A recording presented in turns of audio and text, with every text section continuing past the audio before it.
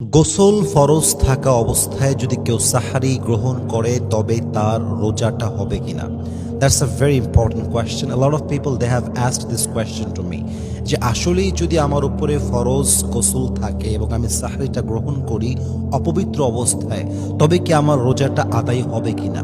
উত্তরটা হচ্ছে ইয়েস, আপনার রোজাটা আদায় হয়ে যাবে, কোনো সমস্যা নেই। কারণ কোরআনে আল্লাহ তাআলা যেটা বলেছেন, ওয়াকুলু ওয়াশরাবু হাত্তা ইয়াতাবায়্যানা লাকুমুল খাইতুল আবিয়াদু মিনাল খাইতিল আসওয়াদি মিনাল ফাজর।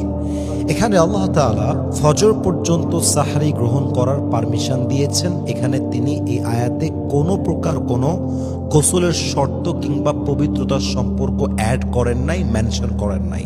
মানে আল্লাহ তাআলা এই বিধানটা দেওয়ার সময় পবিত্রতার কোনো শর্ত আরোপ করেন নাই।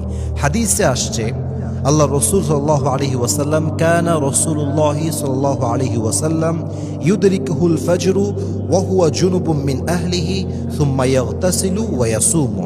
নবী করিম সাল্লাল্লাহু আলাইহি ওয়াসাল্লামের উপরে ফজর আসতো গোসল ফরজ অবস্থায়, এরপর তিনি গোসল করতেন এবং রোজা রাখতেন। এর মানে কি বুঝলেন?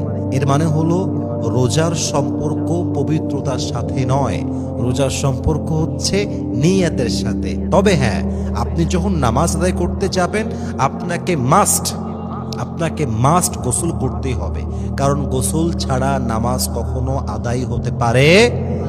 তাহলে ক্লারিফিকেশনটা আমরা কি পেলাম? গোসলের সম্পর্ক রোজার সঙ্গে নয়, কারণ রোজাটা পবিত্রতার উপরে ডিপেন্ডেবল নয়, কিন্তু নামাজের সঙ্গে গোসলটা সম্পৃক্ত, কারণ নামাজটা পরিপূর্ণরূপে পবিত্রতার শর্তের উপরে আরোপ করা হয়েছে। পবিত্রতা ছাড়া নামাজ আদায় হবে না।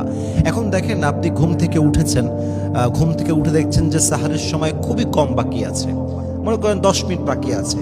যদি আপনি গোসল করতে যান, আপনি আর সাহারিটা গ্রহণ করতে পারবেন না, বড় একটা চ্যালেঞ্জ হয়ে যাবে।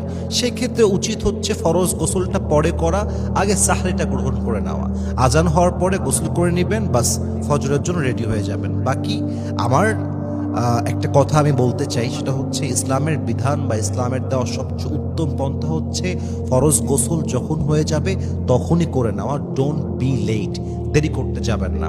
এখন যুবকদের প্রবলেমটা কোথায়? স্বপ্নদোষ হয়েছে, ফজরের সময় ঘুম থেকে উঠছে, এখন ঘুম থেকে গোসল করতে লজ্জা লাগে, কারণ বাপ মা দেখবে, এই সেই ঝামেলা, অনেকে ভয় পায়। এটা আসলে লজ্জার কোনো বিষয় নয়, এটা মানুষের নেচার, এটা স্বভাব। আপনি গোসল না করলে আপনার পবিত্রতা আসবে না। আর আসলে সত্য কথা বলতেছে, আমরা সবাই পুরুষ বসে আছি এখানে, অপবিত্র অবস্থায় মনে শান্তি কাজ করে না, একটা অশান্তি লাগে, খিটমিটে লাগে সবার ভিতরে। আসলে এজন্য উচিত হচ্ছে ভাই, মালাকুল মউত যে কোনো সময় চলে